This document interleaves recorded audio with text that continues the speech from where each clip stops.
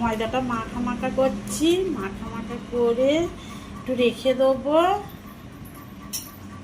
নুন দিয়েছি আর খাবার সোঁটা দিয়েছি, পানি দিয়ে মাখা মাখা করে চাপা দিয়ে একটু রেখে দিয়ে মাখা হয়ে গেছে। 5 মিনিট রেখে দেবো ঢাকা দিয়ে।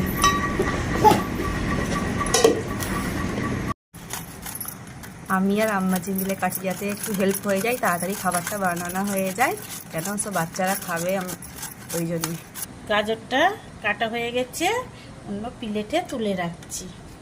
করছি গাইস, দেখুন কেন যত তাড়াতাড়ি কাটবেন তত তাড়াতাড়ি খাবারটা তৈরি হয়ে যাবে, খেতে তো ভালো লাগবে না সুস্বাদু সন্ধ্যার সময়।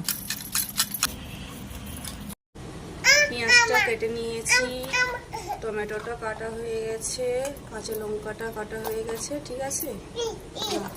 এবারে বসাচ্ছি কড়া, তেলটা একটু গরম হলে এসব দেবো পেঁয়াজ, এবারে দেবো কাঁচা লঙ্কা,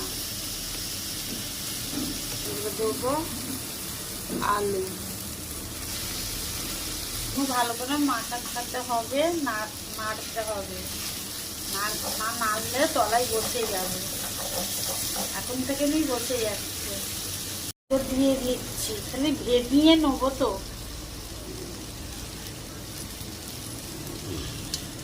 গাজরের পরে টমেটো দিচ্ছি, নিয়ে নাড়বো, না নাড়লে বসে যাবে তলায়।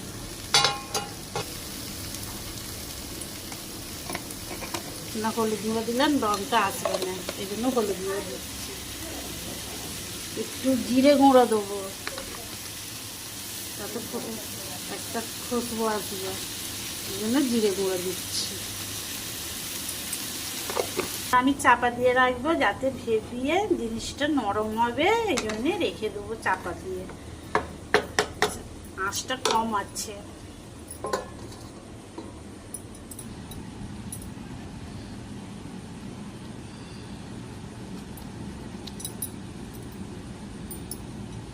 এতে লেচি কাটা হয়ে গেছে, এখানে দেখুন গাইস লেচি কাটা হয়ে গেছে, ওখানে আম্মাজি বেলছে। দেখো ওখানে যত ভিজিয়ে রাখবেন তত জিনিসটা ভালো হবে। পারলে আপনারা 10 মিনিট 5 মিনিট রাখতে পারবেন, কিন্তু আমাদের তো 5 মিনিট রেখেছি, আমরা 10 মিনিট রাখলে জিনিসটা আরো ভালো থাকবে।